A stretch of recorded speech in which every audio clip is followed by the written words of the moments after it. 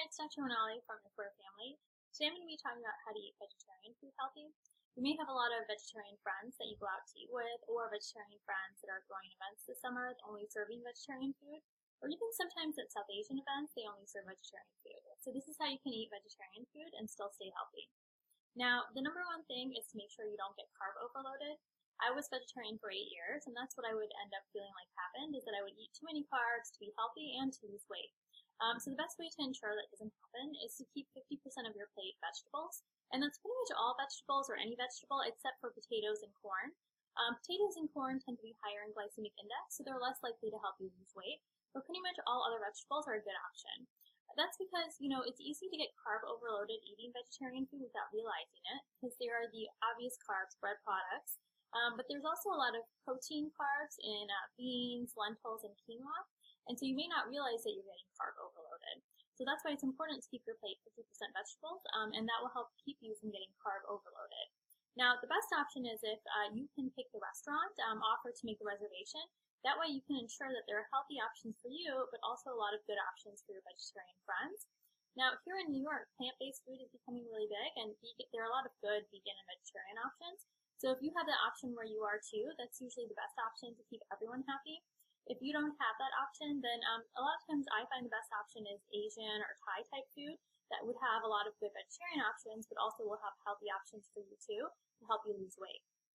Now, if you're going to someone's house or someone's event that they're only serving vegetarian food, you may run into trouble like I do, where sometimes my vegetarian friends have a lot of carb-heavy options without actually having a lot of vegetables.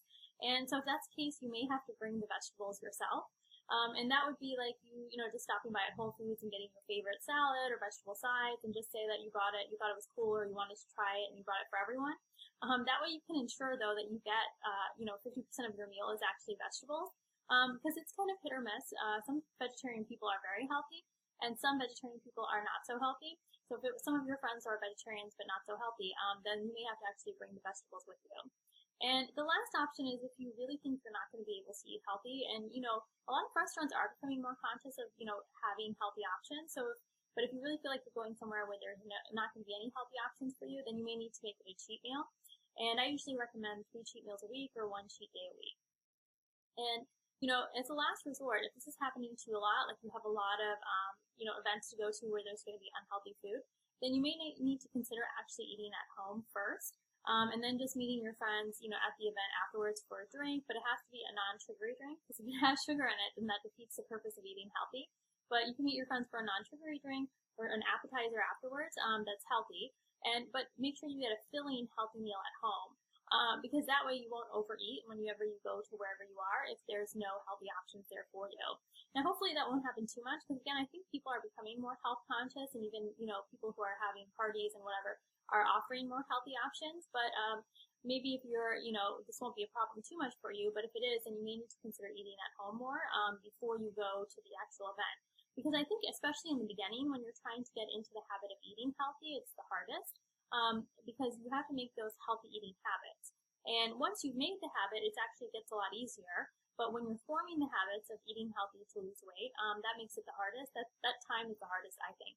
And so it's important that you get those habits down. And if you're going to a lot of events where everyone is having unhealthy food, then it's going to be hard for you to make those habits, especially in the beginning.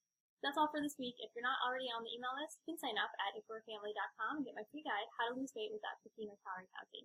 For more pictures of what I'm eating, you can follow me on Instagram at Healthy with Dr. Manali. And for more videos, you can subscribe to my YouTube channel, Dr. Manali Decide. I'll see you next time.